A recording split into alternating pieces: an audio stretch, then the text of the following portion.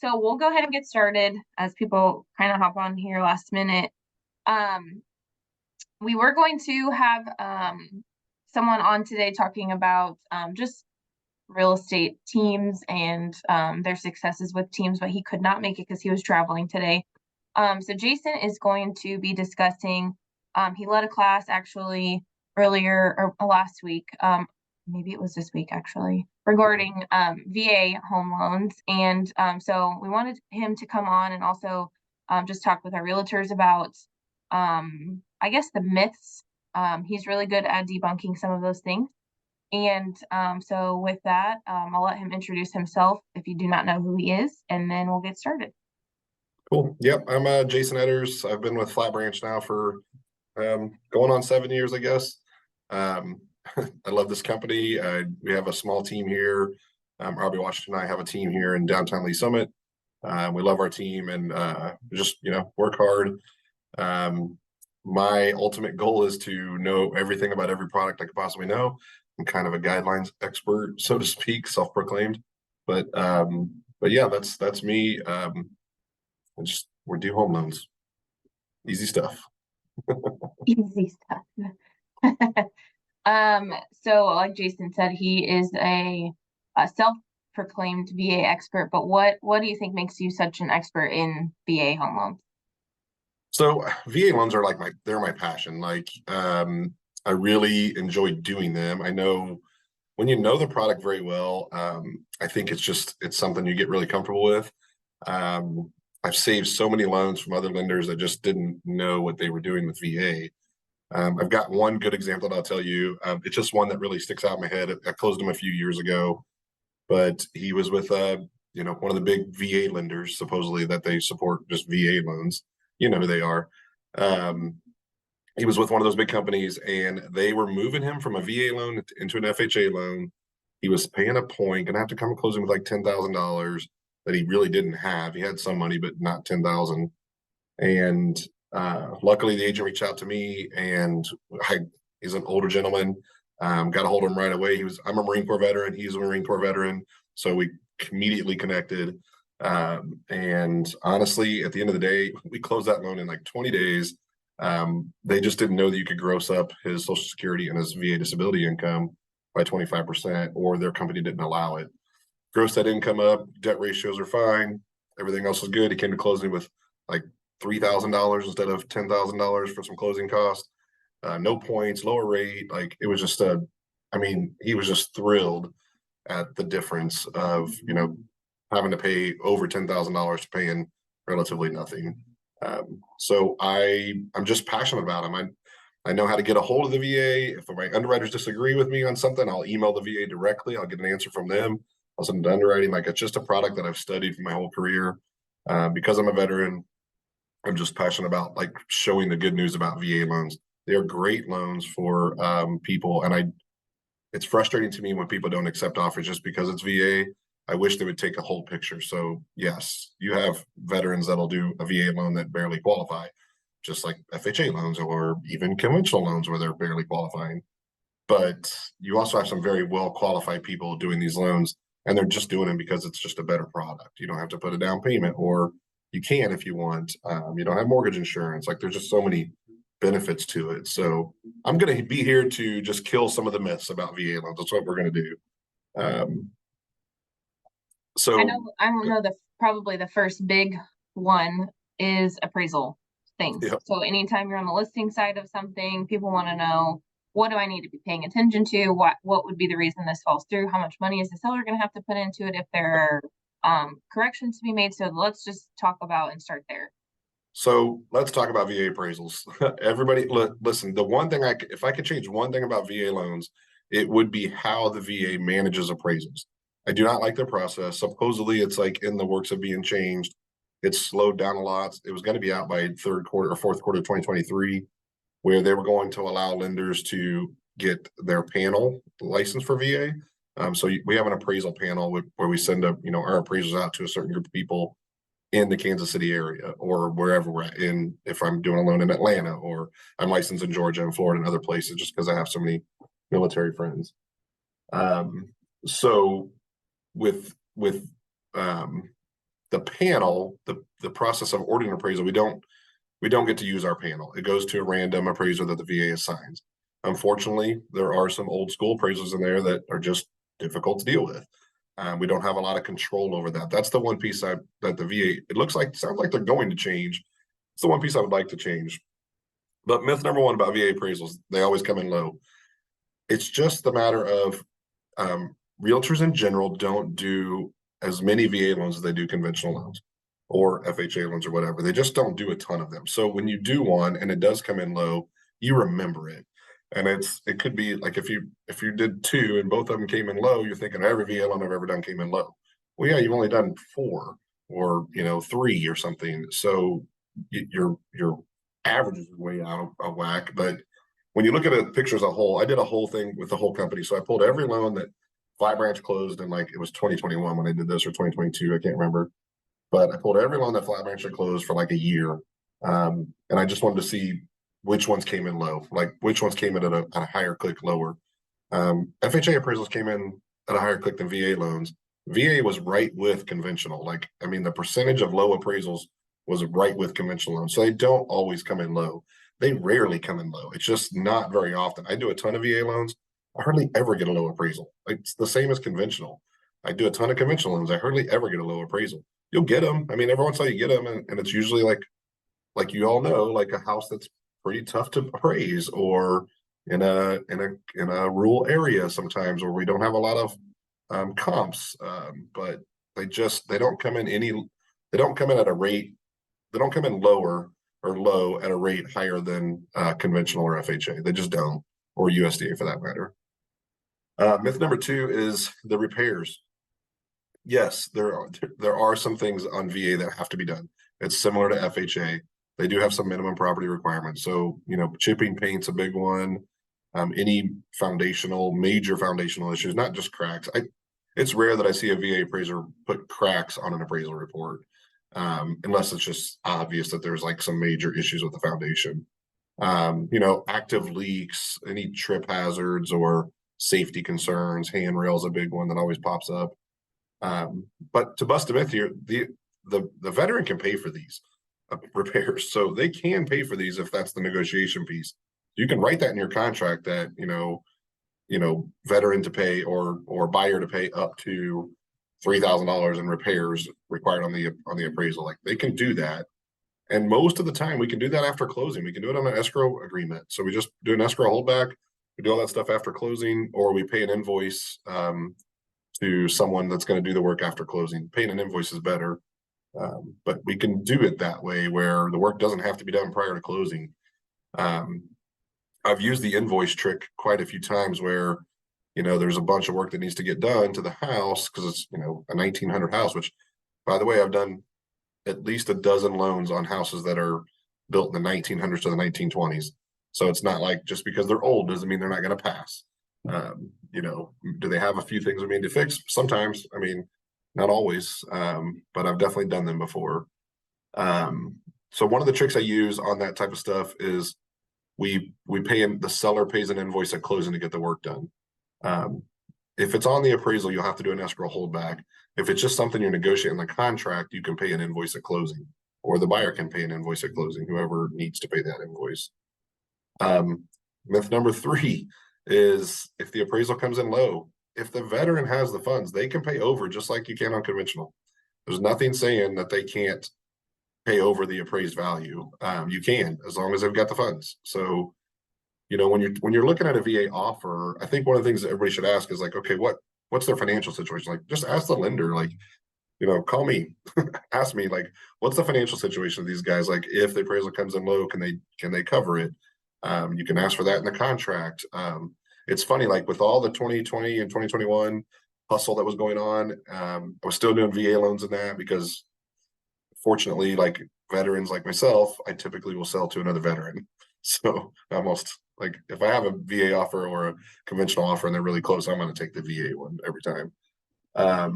But so with all that hustle bustle of, people buying at a higher rate than the appraisals are coming in, the appraisals took a little while to catch up.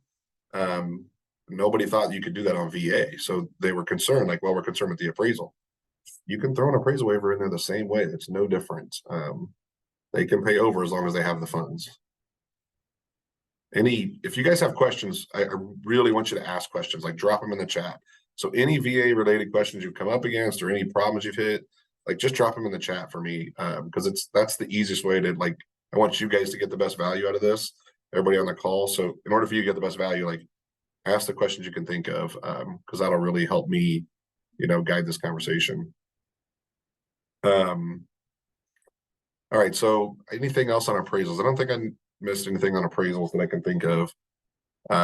If you guys have questions, like I said, drop them in the chat. Other things. Aubrey said to confirm, when you say appraisal waiver, you can't waive the appraisal, but you can cover the gap. Yeah, we don't get we don't get like on a conventional loan, you can sometimes get an appraisal waiver, which means you don't need an appraisal at all.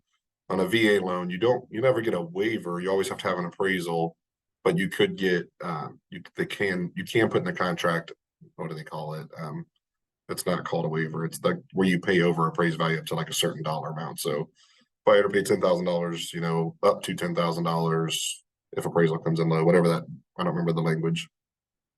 Why don't we, especially for people who on the flip side, maybe not had a listing that's got a VA offer, but if you're a buyer's agent who has a VA client, when you're talking about writing those offers, especially when it comes to discussing the appraisal gaps and things like that, is there anything that you've seen that is written in contracts that has gone over well to kind of help those situations, especially as we, hopefully get into rates dropping again and the market picking up again?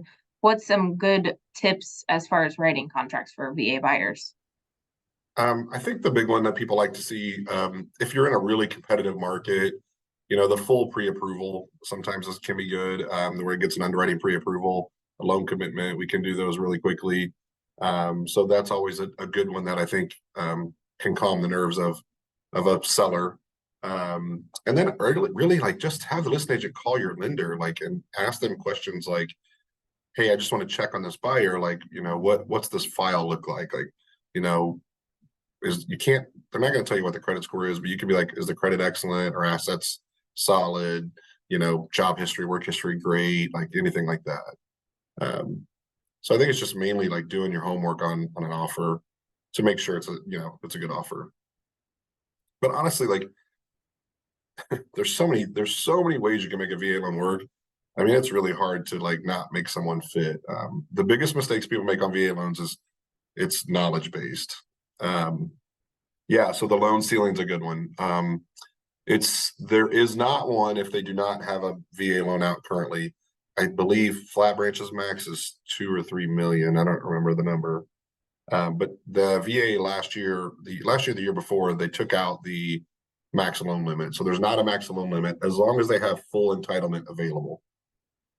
Entitlement, that's on a certificate of eligibility. So this is where people get in trouble. Lenders that don't know how to pull a certificate of eligibility or don't know what that means on a VA loan, it's a big piece. Like if you're pre-approving someone for VA and you don't have that certificate, I mean, you're risking that loan not being able to go VA at the last minute because you get that certificate. Maybe it's got a foreclosure on there from way back when, or they own a second house on it, or it's just they're not eligible. And you thought they were eligible, or they said they were eligible, but they're not. So I don't think I've ever pre-approved someone without a certificate of eligibility. So to answer your question, Julie, like on the certificate, as long as there's no entitlement used and they have full entitlement, there's no max limit. As long as the borrower qualifies, there's no limit. I mean, there is, but I think lenders set the limit. The VA doesn't. If there's a loan on there, then we have to do the math to see what the max limit is without a down payment. You can still go above that. They just have to have a down payment. So the way that works is, so say they bought a house for $200,000 and they want to keep that house and rent it out. That's fine. You can do that. And they want to buy another house on VA.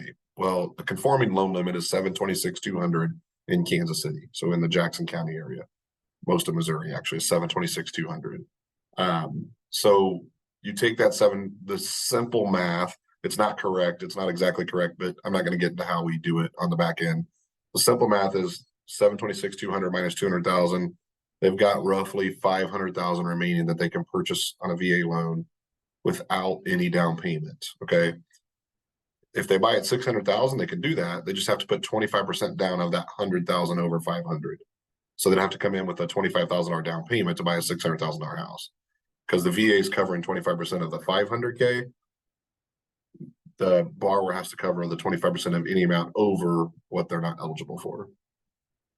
But you can still do it. I mean, they can still go up to any amount. They just have to put a large down payment on the I have a difference. question that I thought of about, especially over the last couple of years, where agents were always kind of like, well, can they go conventional? Can they go conventional? Can you just explain why? So like for us, because I know on our end, like we would probably be suggesting that the client go VA, but what would be the reason you would be putting someone, if they can go conventionally, but you think that they would be better fit for VA? Like, can you kind of explain why? I know that that's a very large Yeah. question, but just some bullet points as far as that goes. Yeah. So this is a personal opinion thing. I am not a financial advisor by no means, but my personal opinion is I don't typically tie up a ton of my assets in my house. So I use VA loan every time I've done it. Every time I bought a house, I've used my VA loan. I typically would put 5% down because I have to pay that funding fee and it reduces it quite a bit. I don't pull a lot of assets to put in the house unless if I'm moving from one house to the other. Yes, I move those assets into the next house. But all the times I've done VA, just because like if I put 5% down, I don't have mortgage insurance. When the rate market's a little bit different now, but rates have always been better until like recently here where the market's kind of weird. And it's just like the biggest thing is the refinance possibility. So like if I do a conventional loan, yeah, that's exactly what Harvey just said. So if I do a conventional loan, and I want to take advantage of the market lowering or the refinance, like say the market's at 6%, now we go down to 3. Well, I got to do a whole refinance. I've got to redo assets and income and the whole nine. Like I have to do a whole new loan to do that refinance on a conventional loan. They're not hard. Refinances are easy, but on VA, they have an interest rate reduction refinance loan where, I mean, it's no income, no assets. I don't even have to pull credit. A lot of times if we're servicing that loan, or if it's one of our servicers that we don't need to pull credit from. So we can just streamline that loan. I mean, it closes. I mean, there's really nothing to do on it other than just disclosures. But it's inexpensive. It's a way for a veteran to lower their rate with the market inexpensively. So that's my biggest reason. Like I want to be able to take advantage of a refinance if they hit. So it's my ultimate big advantage. Some other things that you guys probably don't know about VA is like debt ratio. There's no debt ratio max. It's a great one. If somebody makes decent money, like really good money, so they make $10,000 to $15,000 a month, they can, and they have good credit, 680 to 700 to 740. Likely you're going to get an automated approval through underwriting, like through Fannie Mae, Fannie and Freddie. You'll get an automated approval, and you can get it up to like 70% debt ratio, as long as they're meeting the residual requirement. VA has a residual income requirement where there has to be enough dollars left over at the end of the month to pay for what the VA calls residual income. Like they need enough money left over to support themselves. So if it's a lower income borrower, you have to we have to be careful with that. So if they're a fixed income, Social Security and disability, and they just they don't make a ton each month, but they're buying a house. I mean, that's when you're telling, if your lender doesn't know VA loans, that's when you're wanting them to be careful, make sure that we're meeting residual, because that lower income, you can really get yourself in trouble on residual income. You may not have enough left over, and then you can't do the loan. There's another big one that VA does. The seller can pay off the veteran's debts. So if you have you can do a giant seller credit. It says, so everybody says VA is a 4% max on closing costs. That's not true. They're a 4% max on prepaids, like interested party contributions. So it's a 4% max of that. So if it's a $200,000 loan, $6,000 can go towards either paying off the veteran's debt, part of that is for taxes and insurance, so prepaids, taxes and insurance. But then it's just paying off debt or anything else they want to do with it. There is no max on closing costs on VA. The 4% is just for interested party contributions. So that's a big one. Like, and I've used it before where it's like, hey, let's get a seller credit, pay off this car, or pay off this credit card. That's going to qualify you, and then we're good to go. If you need a seller credit. Now, when the market's hot, seller credits can be hard to get, but you all know, like, there's a house that's been out there, you can do a seller credit, or they're lowering their price. Just keep that in your back pocket where you can maybe help them pay off some debt with the purchase. It's something that I've like, if I know that there's going to be a seller credit on something, I've worked that in a lot of times where it's like, hey, let's ask for like a higher seller credit on this instead of them lowering the price. And we're going to pay out, I want to pay off a couple things for the veterans to put them in a better financial situation overall. They do allow now for the veteran to pay for termite treatments. That's a big one that just came out last year, or the year before, but they couldn't pay for termite treatments. They do allow that. The VA does not allow the veteran to pay broker, what's it called? Broker admin fees. So they do not allow those. So just keep that in mind when you're listing a house or buying, or you can't charge a broker admin fee for your client. Any questions anybody has?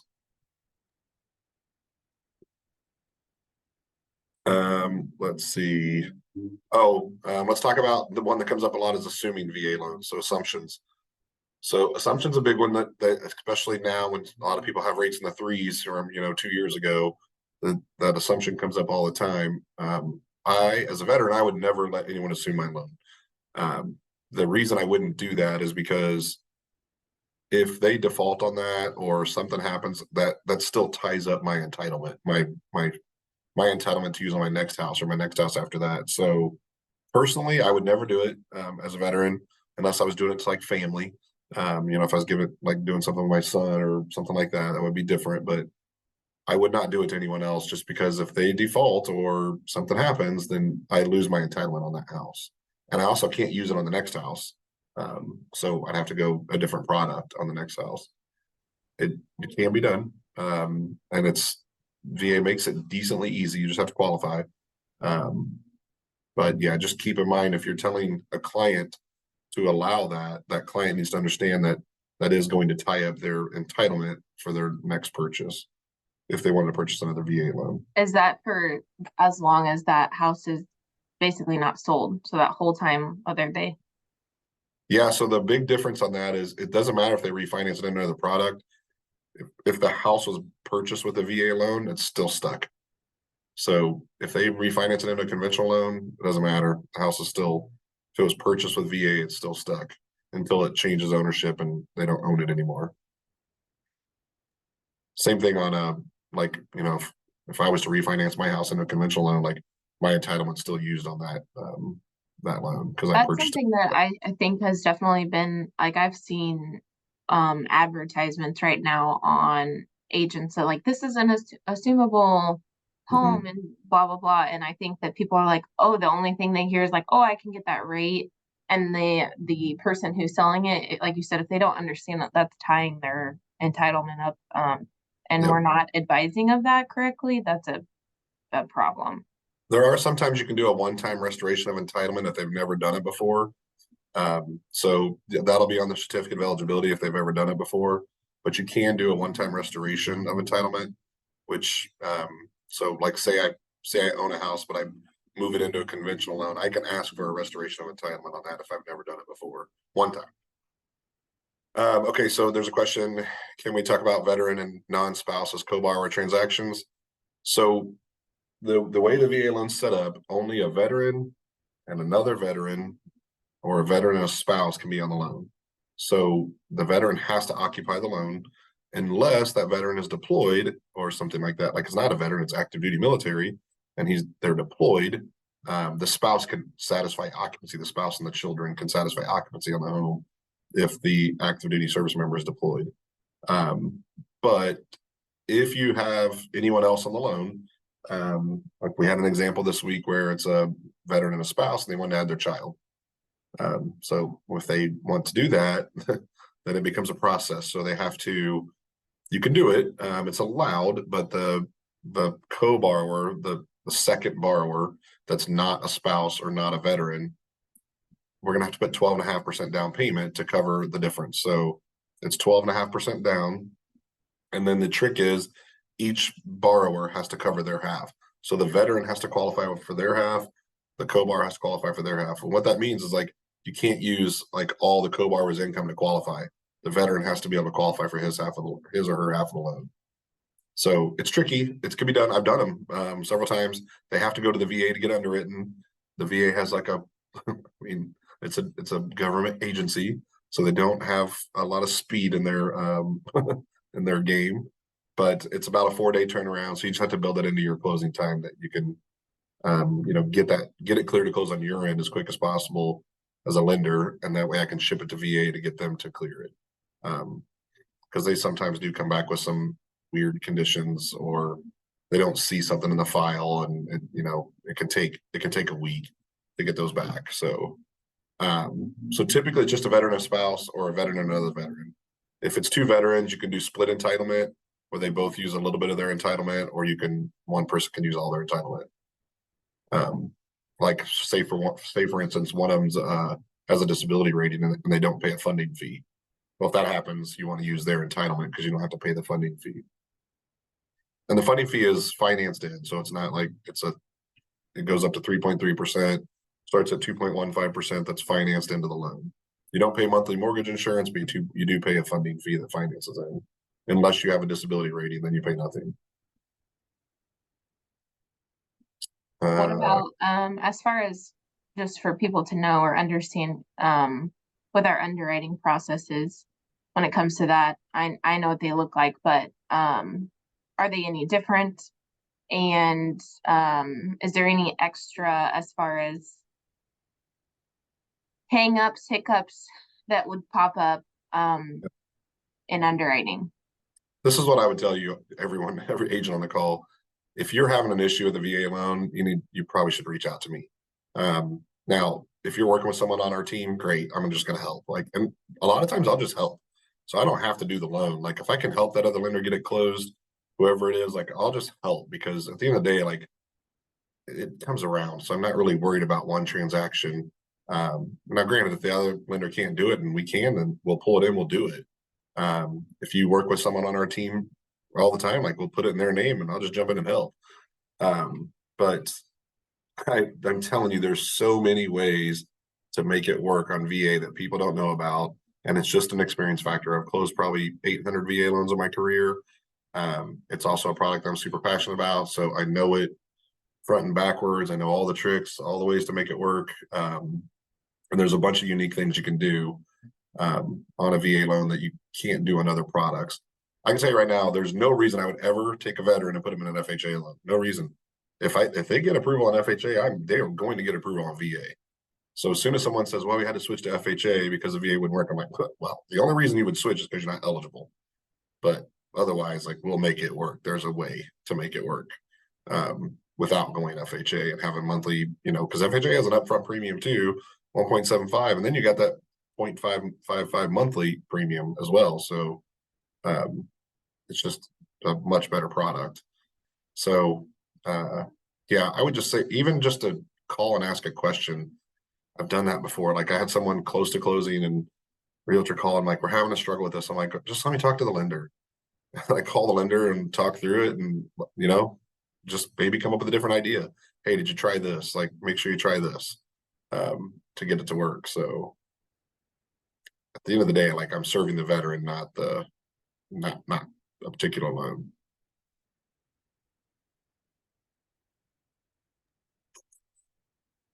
Anybody have any other questions? I'm thinking of other files in my head. Not important, not all under. Oh yeah. Oh yeah. So manual underwrites. I mean, I love manual underwrites. I do them a lot.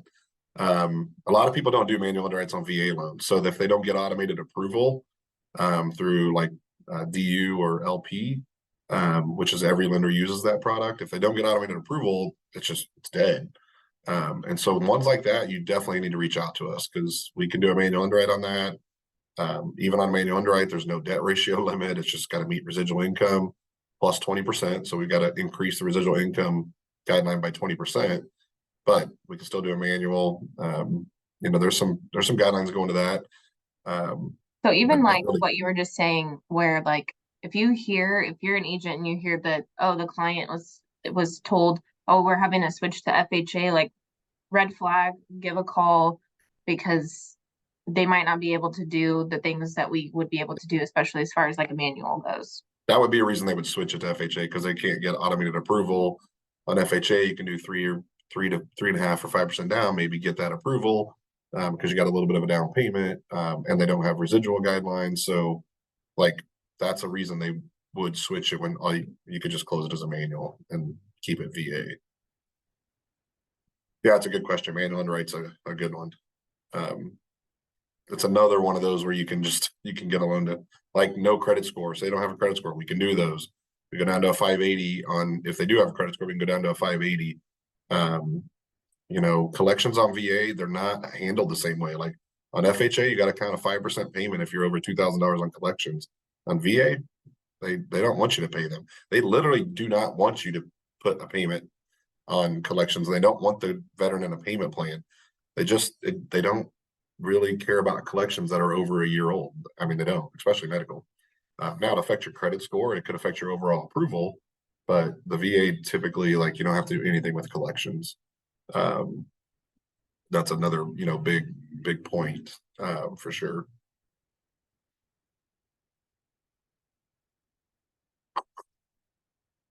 Yeah. If anybody has any questions, you can always email Brianna or myself, and we can answer you guys. It's just jetters@fbhl.com for my email. Bree can, when she sends the recap out, she can send a phone number out to call us. But you can Facebook message me, whatever. Get a hold of me if you have a question about a VA loan. Like I We said, I will be love the doing product.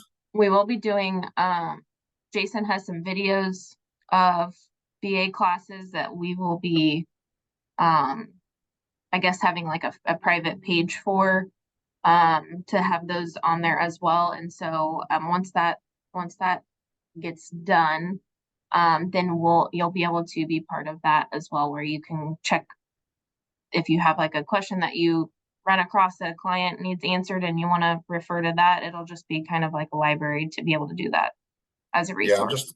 it's something we're just going to put some content in there and then just be available to answer questions from any agent. So, help trying to grow that page a little bit. And again, like, since I'm licensed in, I don't know, 9 or 10 states, getting the word out there that, for VA loans that, I mean, just, you don't know how many times we see people that don't know how to do them. I mean, it's rare that people know how to do a VA loan. On our side of it, and you can ask our loan officers, like, they're a lot different. Like, the things you have to do, the things you fill out, the lingo you can talk to a veteran is way different. Like, that's one of the benefits I have of being military is I can talk that lingo all day long. I know what PCS orders are. I know what an LES is. I know what an ETS date is. Like, just knowing how to talk to them and how to coach them on what they need to get either from their admin office if they're active, or websites they can go to get their DD 214, which is their separation papers. Like, just all those things that are different on a VA loan versus any other product. There's so many things out there that you can do to serve a client better. And yeah, I mean, I think at the end of the day, it's what we're trying to do.